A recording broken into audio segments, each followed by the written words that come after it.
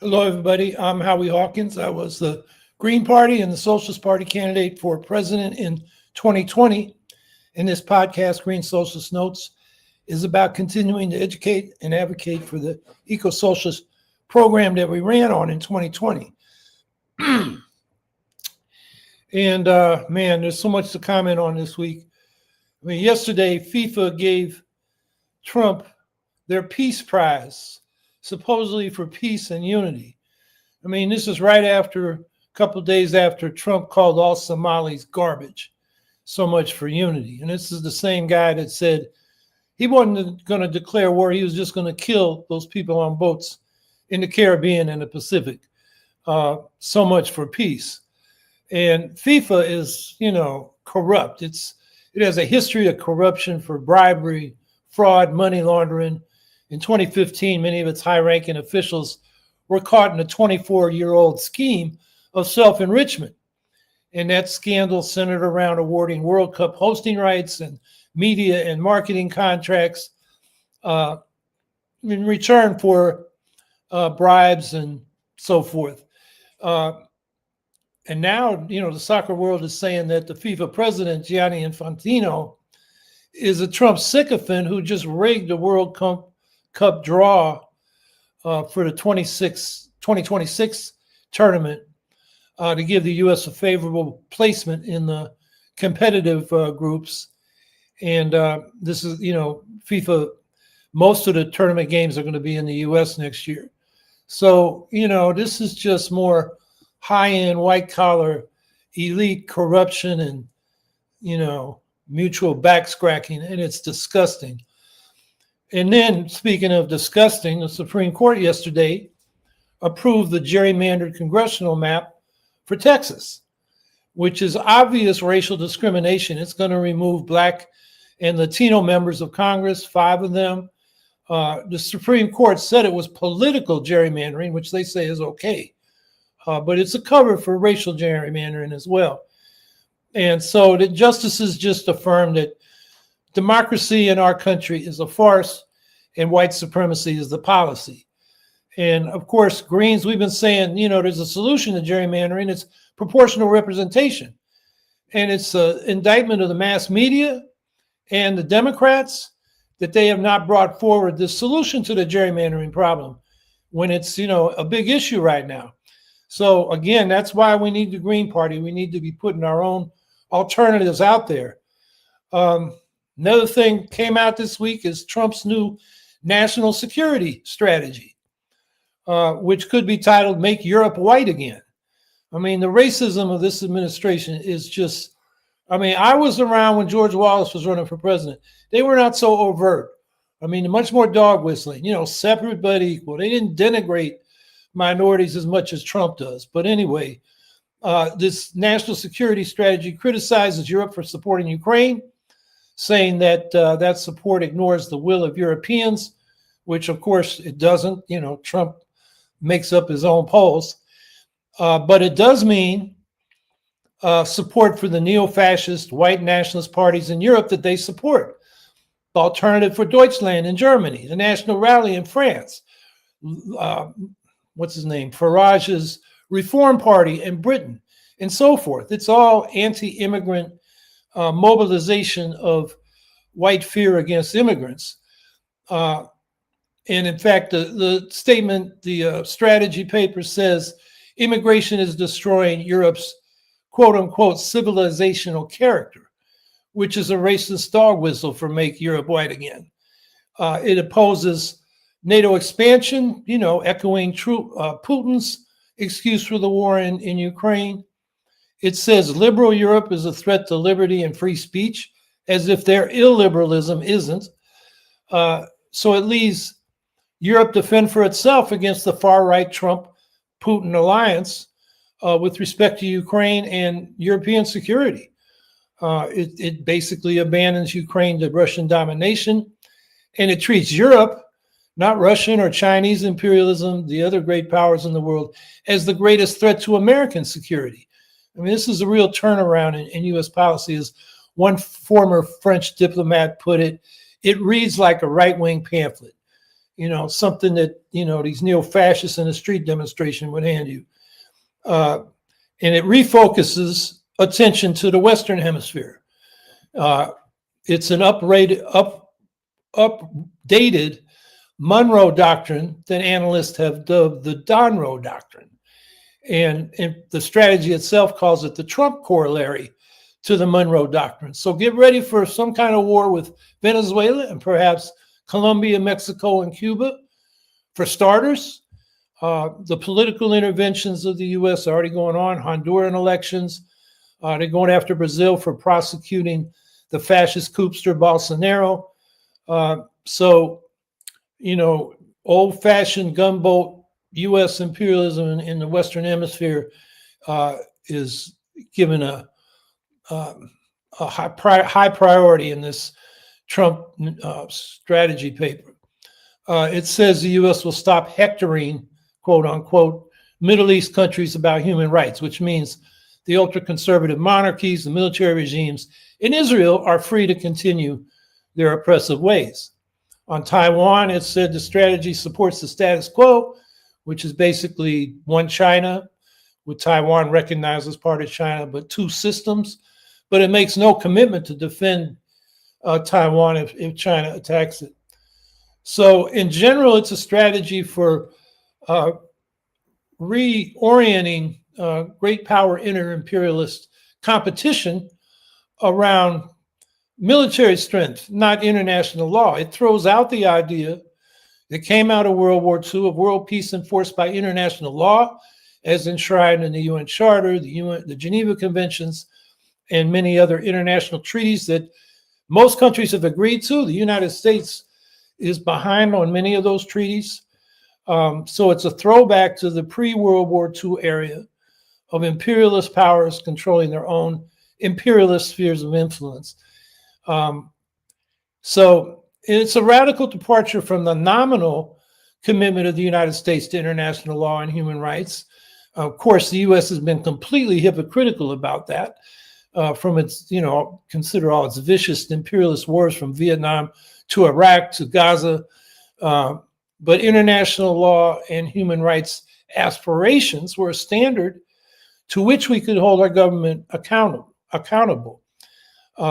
And many politicians and military leaders in the U.S. today still subscribe to that standard. The question now is whether Trump's Republican cult and the military officer corps, which is being purged by Trump, is going to erase that nominal commitment to international law and human rights to which we could hold them accountable. So that's another thing we need the Green Party for, to say we need a foreign policy based on international law, human rights, pro-democracy. And, restoring that commitment should be a central plank for the Green Party platform going forward in federal elections.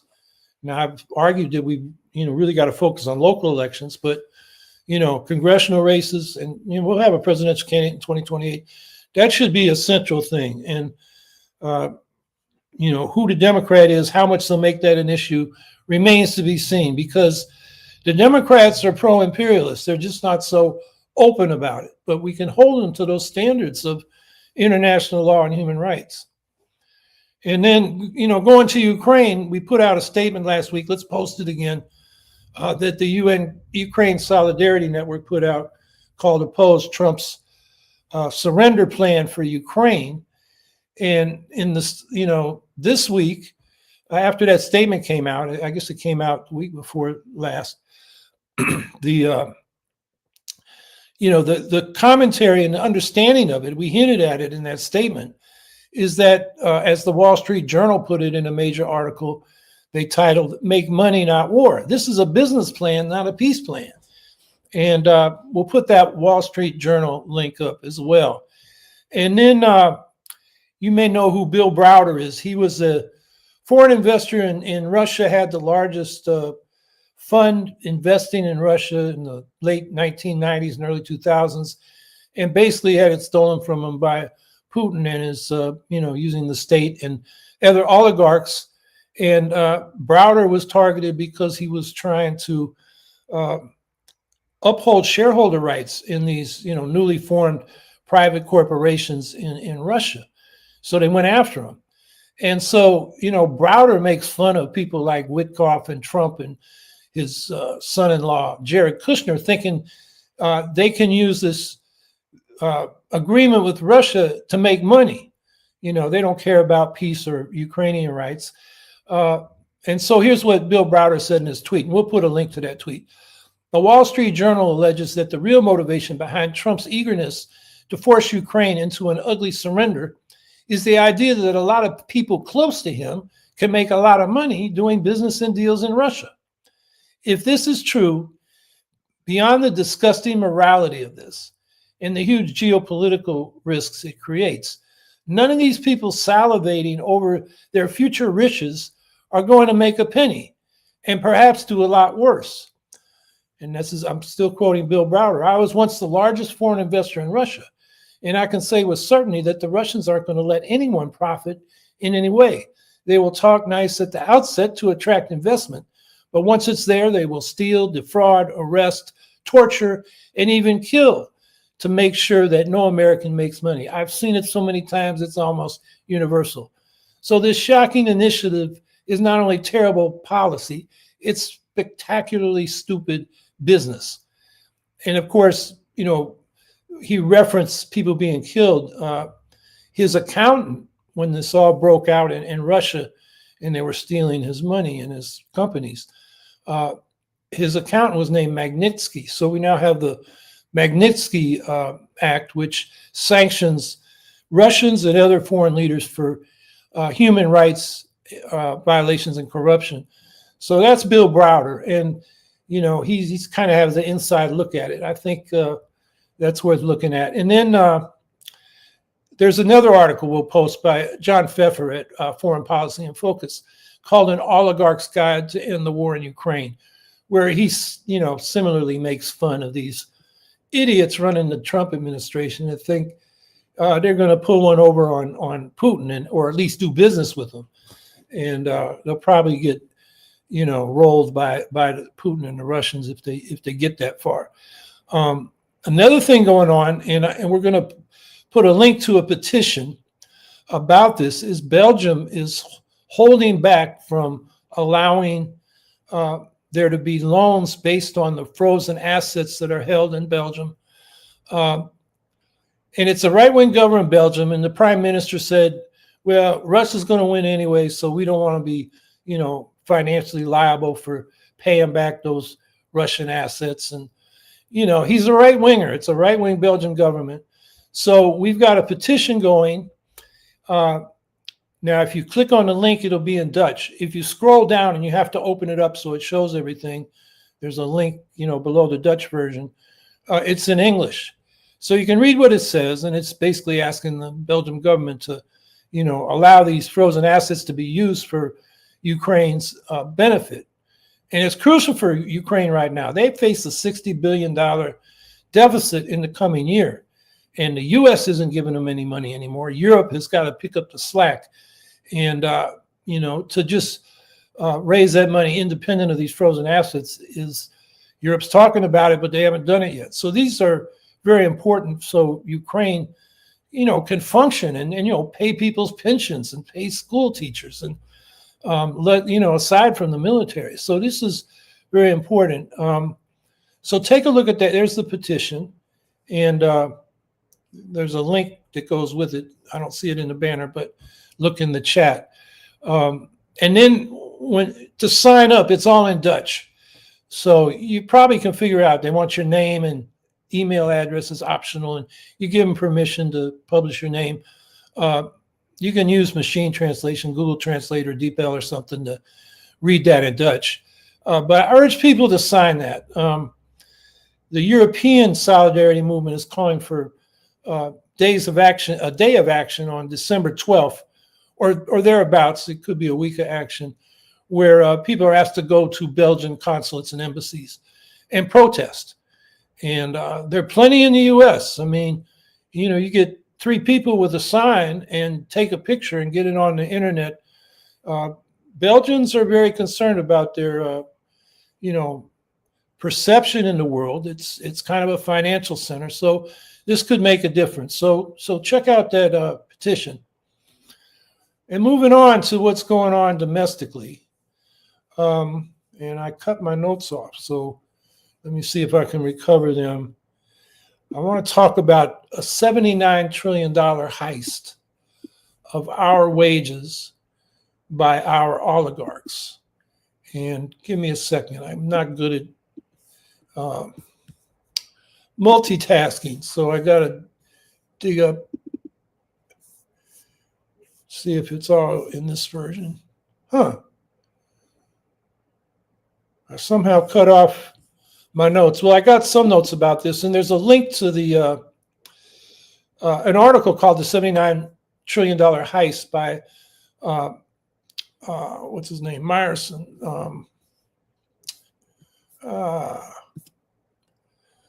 Harold Meyerson, and basically he cites in that study, a Rand Corporation study earlier this year, that found that the bottom 90% of us received about 67% of all taxable income in 1975. By 2019, which was the last year for which data was available, we received 47%. So we lost 20% of all the taxable income. And if those of us in the bottom 90% had continued to receive during the past 50 years the same share of national income that we did in 1975, by 2023, we would have made an additional $79 trillion. So this is about productivity increases, but our wages don't. And that, from World War II until the early 70s, as productivity increased, so did our wages. Since that time, wages have largely flatlined and productivity has continued to increase. And all that extra product that we create is going to the billionaire class.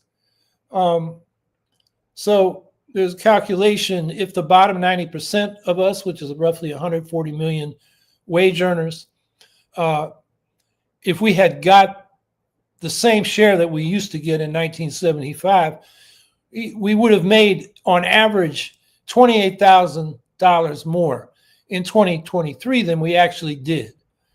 So where have all those missing $28,000 paychecks gone? Well, the United States now has 1,135 billionaires, and their aggregate net worth in 2024 came to $5.7 trillion. And that's 1.8 trillion more than it would have been, than it would take to cut each of us in the bottom 90% a $28,000 paycheck. So, we can afford to tax the rich. And okay, maybe that was the end of my notes. That was the last thing I wanted to point out, that we're getting ripped off, and the working class, the unions, our power has declined, and the rich show no mercy. And we've talked about studies that show that over half of us are living paycheck to paycheck, and just a layoff or a medical emergency away from poverty. And that's totally unnecessary. But that's what we got. And the Republicans obviously don't give a damn, but neither do the Democrats. The leadership of the Democrats are the professional managerial class backed by these zillionaire donors. And, the Democrats are more liberal on social issues and actually not that great. But when it comes to economics, they're right there with the Republicans. So, again, that's why we need the Green Party. So I'll leave it there and see what you have to say.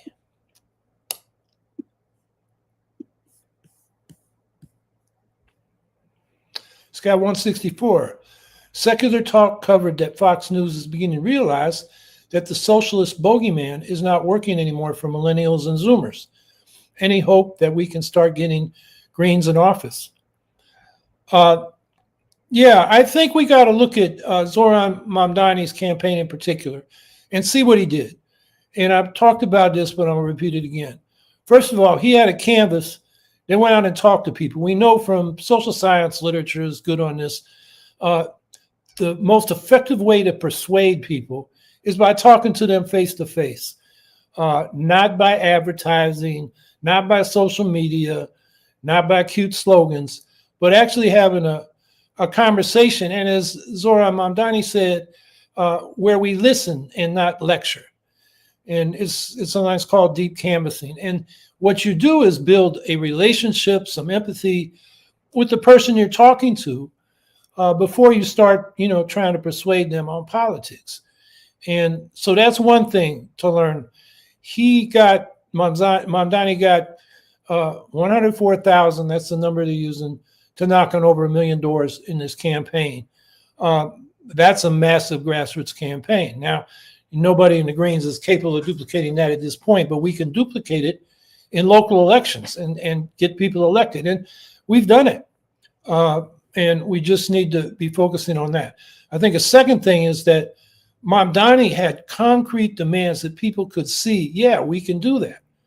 Free buses, universal free childcare, and a rent freeze on rent-regulated apartments, all paid for by increasing taxes on millionaire incomes by 2% and increasing taxes on profitable corporations. And that's very popular with people, tax the rich. So those were policies that people could get behind.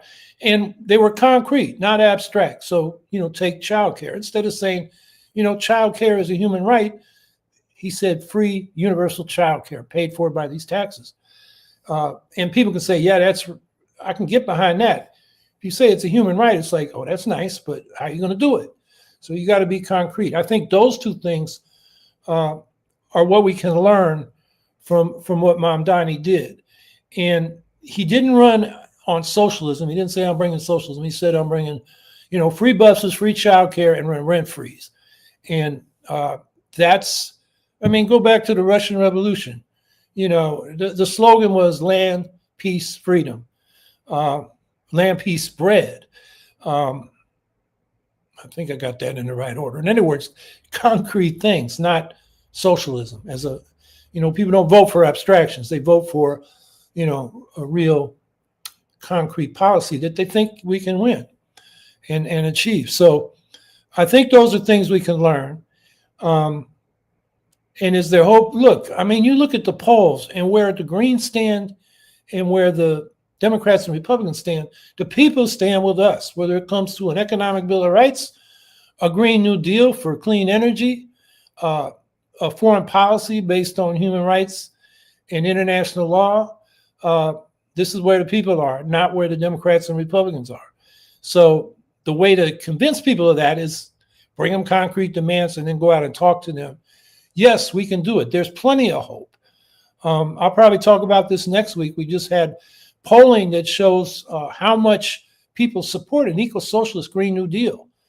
And I'll go into more details on that, but that's another one that, who's talking about a Green New Deal now? Not even AOC, who took our Green New Deal and watered it down. So, there's plenty of hope. It's a matter of going out and doing the day-to-day organizing that it takes. And that's where I think, we need to focus our energies.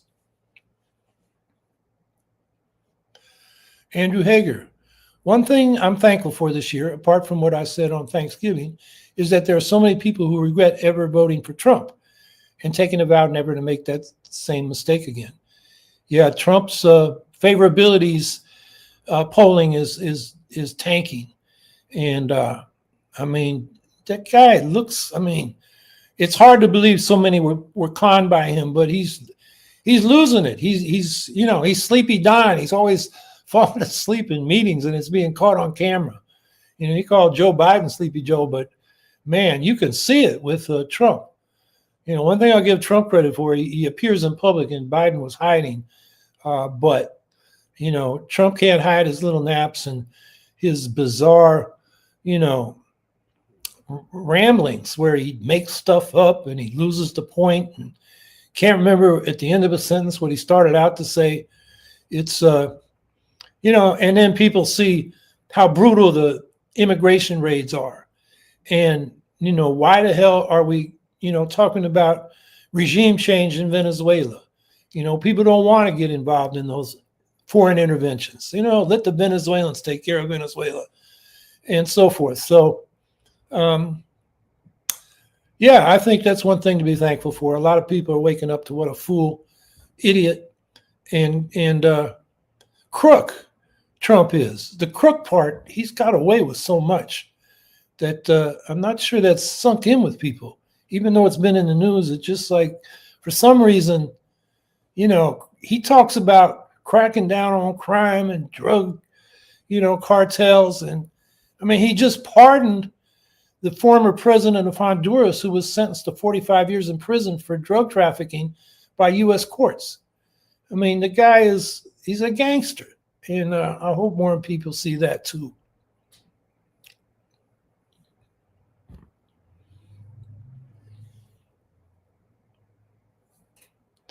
Scott 164. Howie, from what I heard, there's a growing number of Russians deserting because they don't want to die and be treated like they're expendable. Any possible help for Ukrainian troops?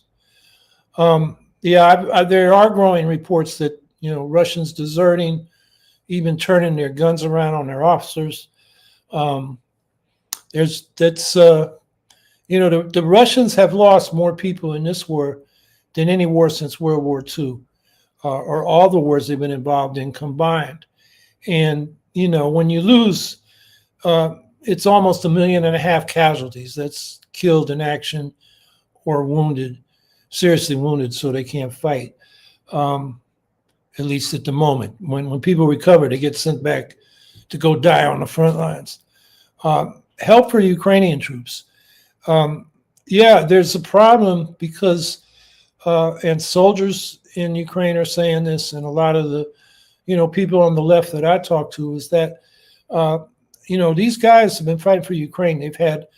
They have no concrete, term of fighting. They don't have a contract that ends. So they don't get leave. It's like they're in the war indefinitely. And so there's a lot of advocacy in Ukraine for having fixed terms of service, more rotation and better leave for the troops, better pay. The problem for Ukraine, number one, is they're broke. So it's hard to do the pay thing. And then being short of troops, it's hard to do the rotations. But people in Ukraine, including families of veterans themselves, and people on the left that I've talked to, say that if they had these reforms of how they recruit and obligate Ukrainian soldiers, they'd have more people volunteering. The other thing is there's a real discouragement for Ukrainians going to fight when the U.S. has stopped providing weapons. And so they say, if we don't have weapons, why go fight? Why go fight with your hands behind your back? So that's another factor. So, one thing we can do to help the Ukrainians is push for the U.S. to provide weapons. At this point under Trump, it's really a matter of holding the line. The U.S. will sell weapons to Europe that can be passed on to Ukraine, and is still sharing satellite intelligence of where Russian troops and military assets are, which is very important to defending the country and also to intercepting all these drones and missiles that Russia fires into Ukraine. I mean, I still have the Kyiv air alerts, and yesterday and after a 2-hour break today, they've had about 16 hours of constant air alert in Kyiv. And I don't know, I haven't seen any reports on the damages that this bombing has done, but it looks like Russia wants to turn Kyiv into another Mariupol or Aleppo or Grozny, where they just flatten the city. And that's how the Russians, quote unquote, liberate Ukrainians from so-called, neo-Nazis.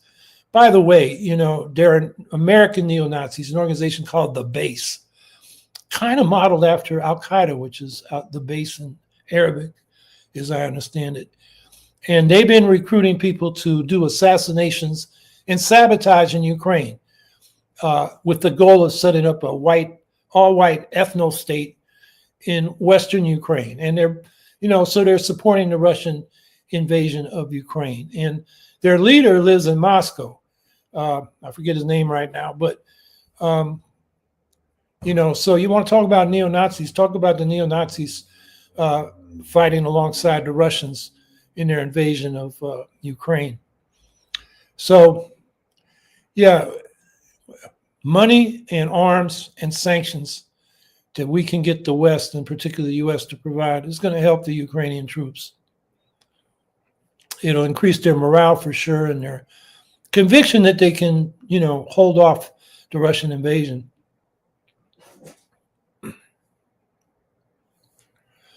Scott 164, Russia is doing everything it possibly can for support for Ukraine to stop. And it's scary how they're working so far, even though their economy's flatlining. Yeah, Russian propaganda is very effective. They keep, repetition is one thing. You just keep repeating stuff. The fire hose effect, you just throw out a whole lot of lies about the situation and hope some of them stick. And, they have an echo chamber of, podcasters and bloggers that echo their position. And it does have an impact certainly on the MAGA right, but also on parts of the anti-war left in America. People say, well, if, the U.S. just stopped providing arms to Ukraine, the war would end. Who really thinks that Putin's going to stop because the Ukrainians are disarmed? We've already had that experiment. We had it for 7 months in 23, 24, when the Republicans wouldn't let the Ukraine support bill pass. And then since Trump's been in office, they cut off all economic aid. They stopped military aid, and for a while stopped humanitarian aid. Now, some of that has been restored. It's things like, medical support for AIDS treatment and some of that, but a lot of that's been cut. So, the people that say cut off arms to Ukraine and the war will end, well, that's been done by the U.S. and the war hasn't ended. Every time the U.S. does something like that, Putin goes on an offensive. So, it's sad to see. One thing I've noticed is since these negotiations between Trump and Putin, since August when they met in Alaska, there are people, so-called anti-war people, who used to say, of course, Russia's invasion was wrong, but, and then they say NATO or CIA coup in 2014, or, they got all kinds of excuses for Russia. Now they're not even saying that. They're saying the war will end when Russia wins. I've seen that from Jack Rasmus, who's a so-called, left radical economist. Ray McGovern, the guy that used to read the intelligence briefings to George H.W. Bush, CIA guy, who's now in a, supposedly anti-war. Medea Benjamin scolded Democrats for criticizing Trump's surrender plan for Ukraine. They don't even, they're basically saying the way to end the war is have Russia take over Ukraine. Yeah, well, occupation is not peace. And the brutality of the Russian occupation is the subject of tens of thousands of war crimes. People, if they don't show loyalty to Russia and still show loyalty to Ukraine, they're detained, interrogated, often tortured, sometimes killed or deported. There are at least 35,000 that the Yale Humanitarian Lab has documented of children in Ukraine who have been deported, taken from their families, and put up for adoption in Ukraine, where they're given military training and being prepared to come back and fight Ukraine. In fact, in the occupied territories, we now have documented cases of young people who grew up in the Russian occupation and have been sent to the front line and have been killed. We just had a report that 2 young women, children, were sent to North Korea for military training. This occupation is not peace, and it's no more peace in Ukraine than it is in Gaza and the West Bank. So, I'm sick of these people who call themselves anti-war, who may have every excuse for Russia's war. It's infuriating. Strong flower. Honestly, Howie, red team or blue team aren't beneficial to us. Yep, I completely agree with that. Um, and for some reason, I don't like that red and blue team. First of all, red used to be the color of the socialist left. So how did the Republicans end up with it? Well, the answer to that is that it was on a map on CNN or something, and you could see the red and blue states in a presidential election. And that's where it came to us from. But like I was saying, the Republicans are neo-fascists and the Democrats are neoliberals. And you can make an argument that Democrats are the lesser evil.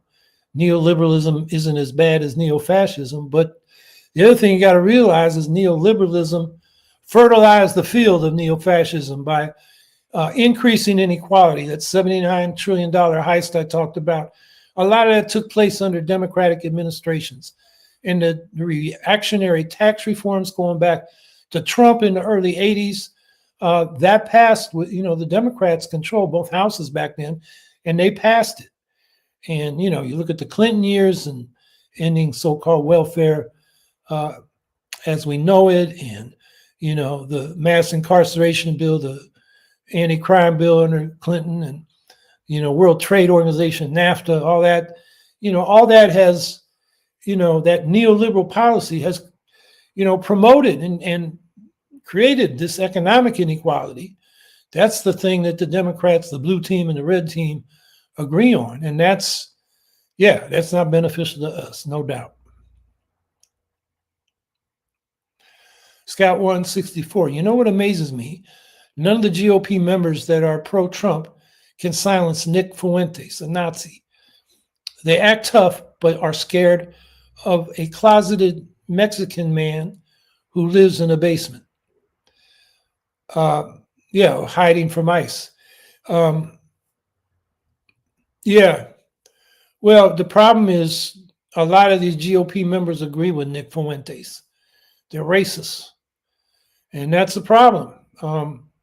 I guess the good side of that is if you look back when George Wallace and Richard Nixon were running, and Wallace was pretty openly, white supremacist, not as much as Trump, but he was. And Nixon was a dog whistle racist, law and order, focusing on crime. And together they got 62% of the vote.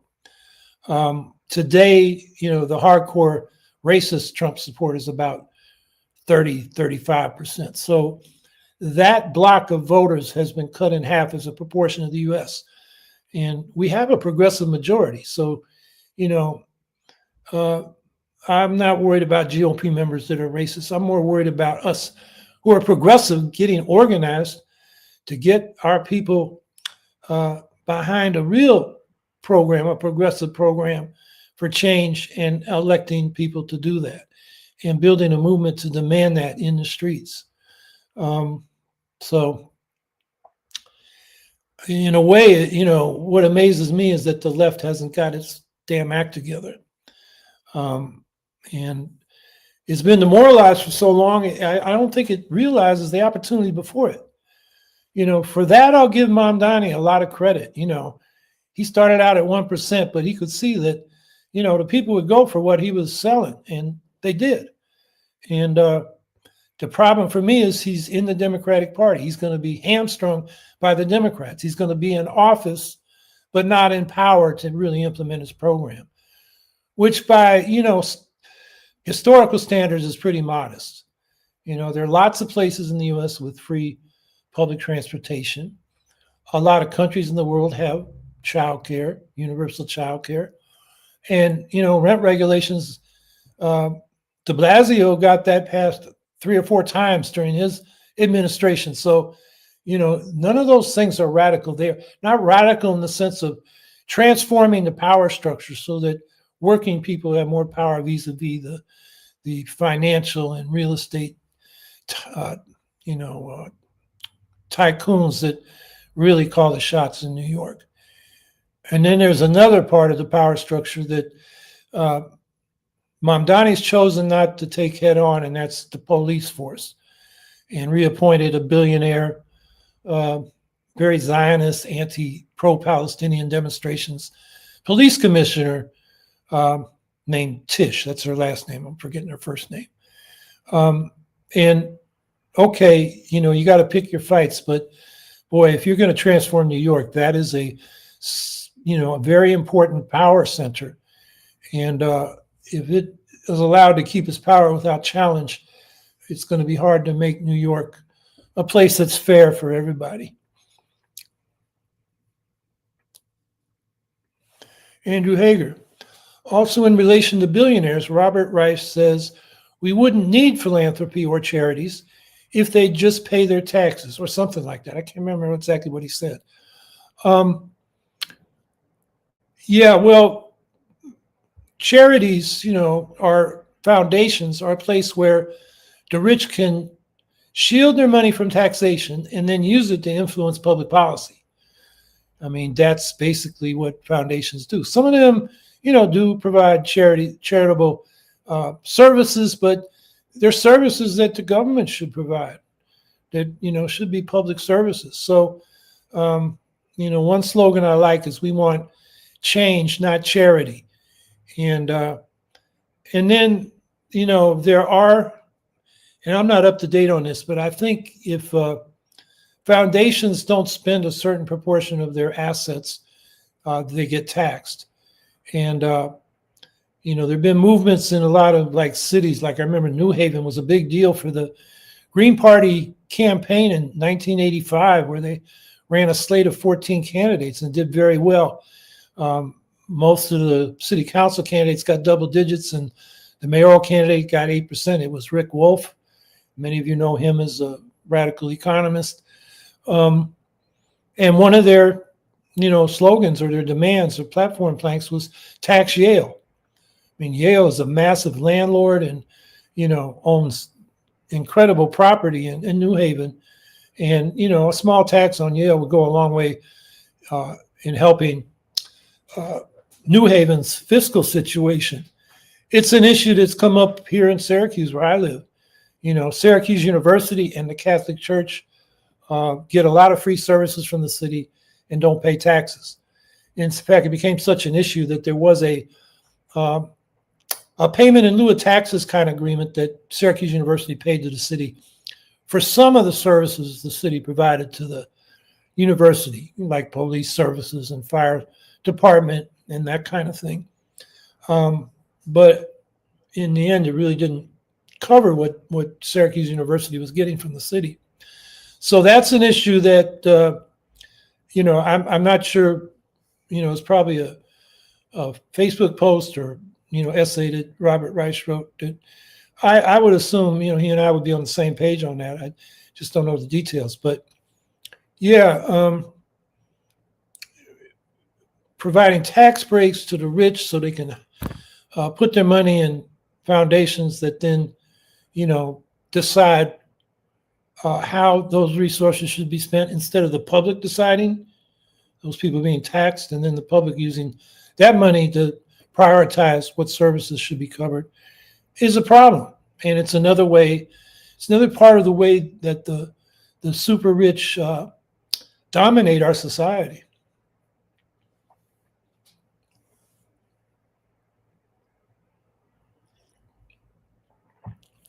Scott 164, regime change is the new American Century project all over again. Just change all regimes to favor American crony capitalism. Fuck that shit. Yeah, in fact, one of the authors of this new Trump, national security strategy is a veteran of PNAC, the Project for a New American Century, that got us into all those wars in the Middle East. So, yeah, it's a continuation of American imperialism. Although it's different. I mean, back then, when that, started in the late 1990s, early 2000s, these people believed the U.S. could, what they call it, full spectrum dominance of the whole world. And now Trump seems to say, okay, let's have a multipolar world. We get the Western Hemisphere, China gets East Asia, and Russia gets Eurasia. And if you go back and read, George Orwell's 1984, that's what it was what do you call them? Oceania was the U.S. and Western Europe. East Asia was China, and I think the other one's called Eurasia. That was centered around Russia. So Trump is that's his vision for the world. The three big powers kind of carving up the world between them. They have their own respective spheres of influence, and Trump thinks he can do business with Russia to counter China's rise. But as Bill Browder said, he'll probably get his shirt taken off his back.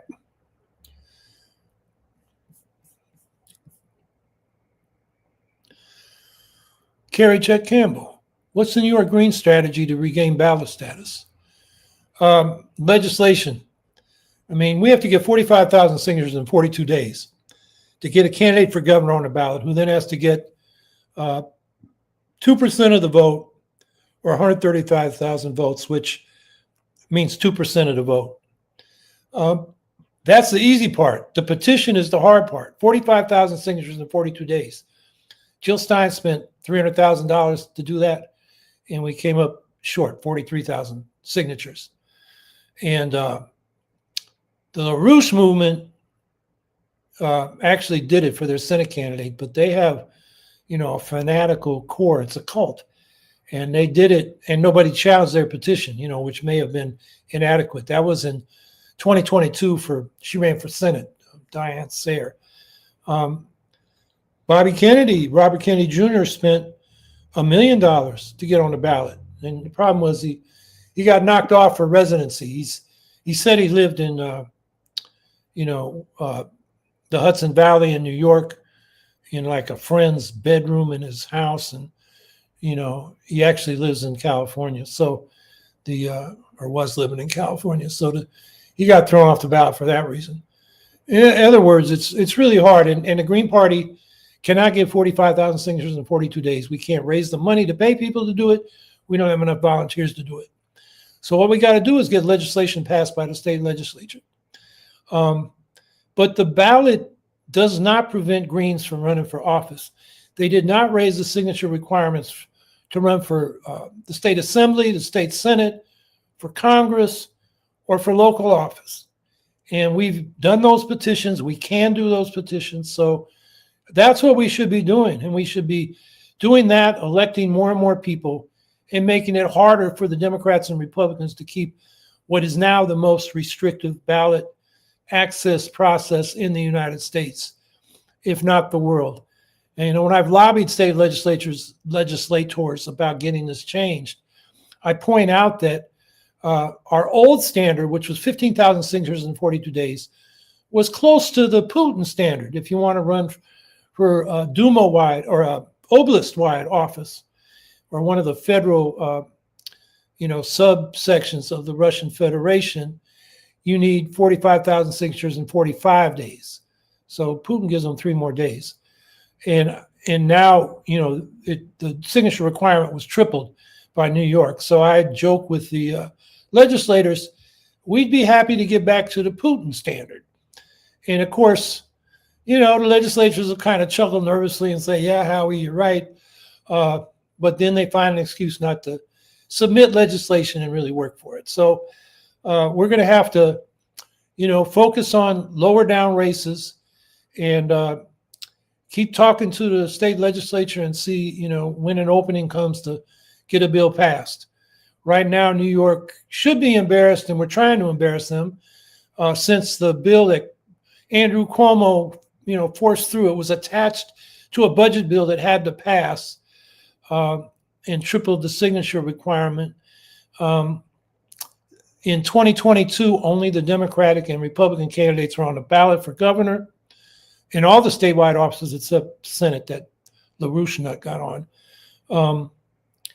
And that was the first time that had happened since 1891, when the secret ballot was introduced, the printed government ballot, except for 1946, right after World War II.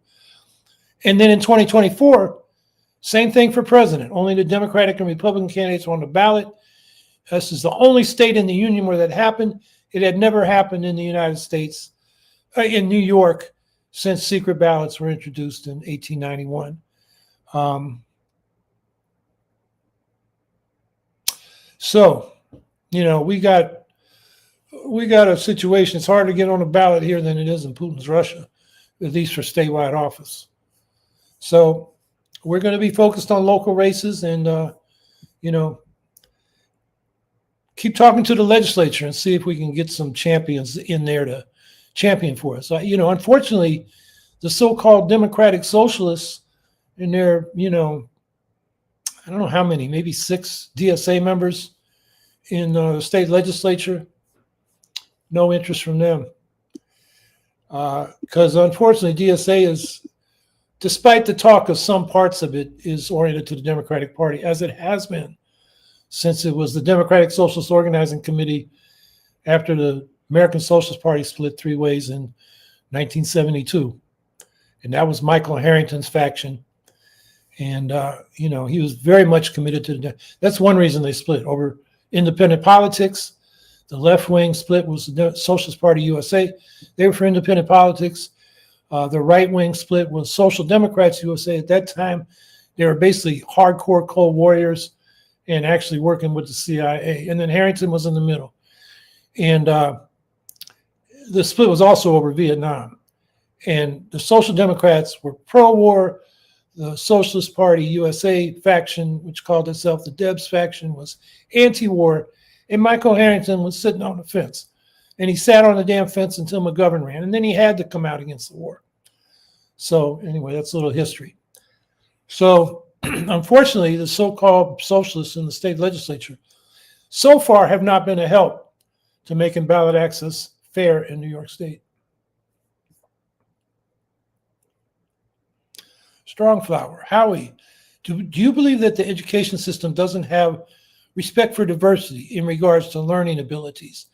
Everything is centered around a GED, but should that be the only way to stability? I'm not sure what you mean about stability. I will agree with you that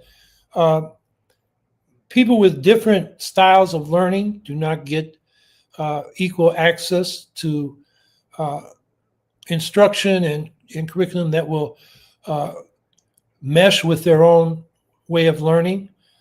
People with different abilities, are not treated fairly.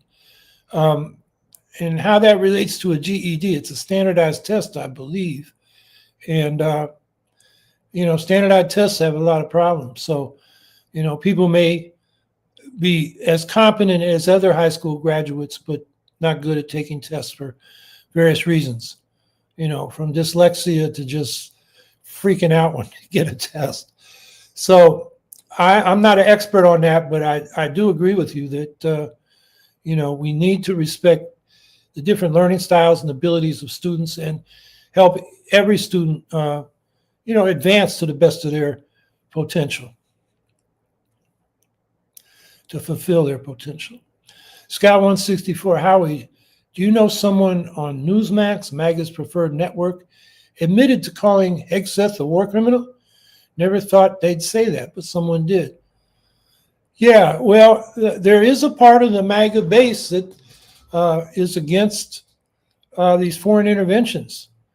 And, it's obvious that, murdering people in, boats in the Caribbean, being the judge, jury, and executioner, if it's not a declared war, it's just the, crime of murder. If it is a war, it's still a war crime because these people aren't firing at you. And particularly those people that got killed in a second strike because they were floating on wreckage. Those are war crimes. I think I prefer to just call them murderers. Hegseth, Trump, and all the way down the chain of command. As a number of members of Congress, they were Democrats, pointed out, if you're in the services, you have a duty to refuse an illegal order. And, that has been taught to members of our military since the early 1950s, after the, Nuremberg trial and Geneva conventions. And I was certainly taught that in my boot camp in the Marine Corps. And, they made it real clear. And it's kind of a point of honor that our armed forces don't commit war crimes. And so this is obviously illegal. And so there are probably a lot of people responsible right down the chain of command to the people that fired the rockets that need to be held to account for the crime of murder. Andrew Hager, Howie, what can we do to help push for more Green voting in the oncoming years until the Green Party has a solid spot in the primaries? I'm not sure what you mean by a solid spot in the primaries. We have our own primaries. If we, the state runs primaries for us. If we're small, they just let us nominate our own candidates by convention or petition. I think the way to push more Green voting is to be running local candidates, canvassing people with those deep canvases, and so the people get to know us and respect us as at least talking to them, if not agreeing with us on every policy. And, we got to build this up from below. I'm not sure what you mean by a solid spot in the primaries, unless you're talking about these nonpartisan jungle primaries like they have in California, where, they're like 8, serious Democrats, none of whom have much support. They're 2 Trump Republicans.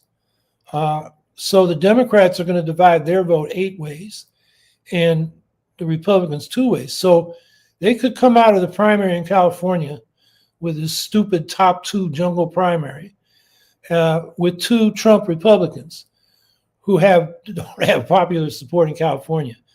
The Democratic Republican enrollment is about 60-40 in favor of the Democrats. And a lot of those California Republicans are pretty liberal as Republicans go, and they don't like Trump either. So that would be crazy. And then you got Butch Ware, the Green candidate, trying to get into that top 2. And, it's very difficult. So if you're asking how do you get there, I would say build from below, build a solid Green voting base, have local elected officials who are Greens, that people see that they're, serious, responsible, effective legislators. And if we get a majority in a city or town, then go for the mayor's office, and then we're responsible for administering our program. That's how to do that. The place to start is not at the top, it's at the bottom. And I think that's something the Greens should really take to heart.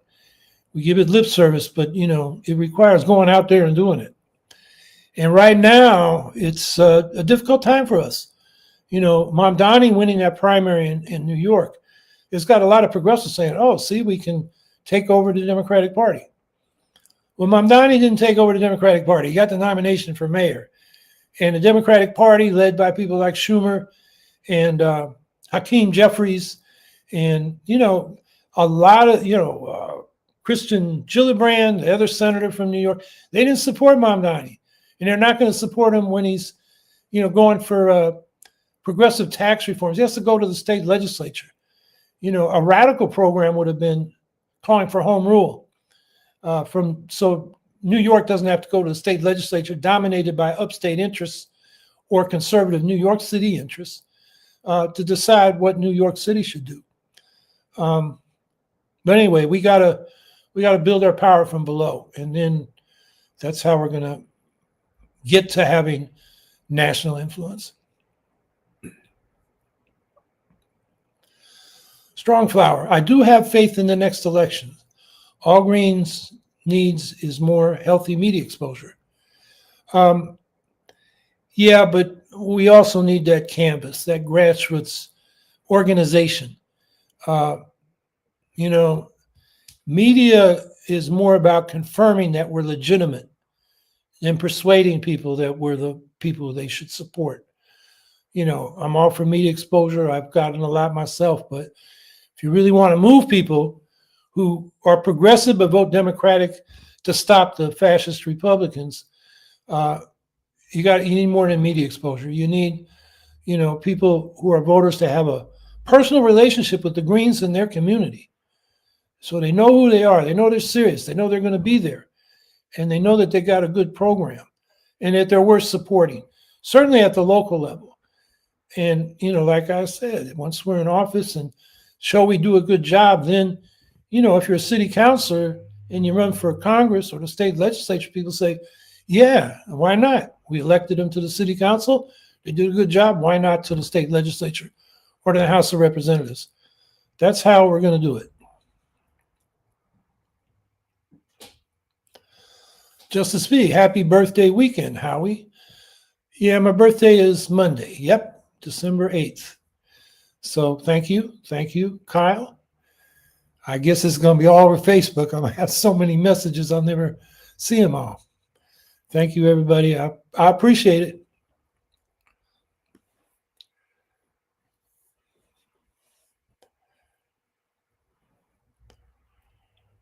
Okay, well, I appreciate your questions. And again, I don't have a guest lined up. I think I'm going to ask Zach Polanski, who was just elected leader of the Green Party of England and Wales, if he would come on when he finds time. I haven't asked him yet because when he got elected leader in September, he's been on a wild ride. He's been all over the media.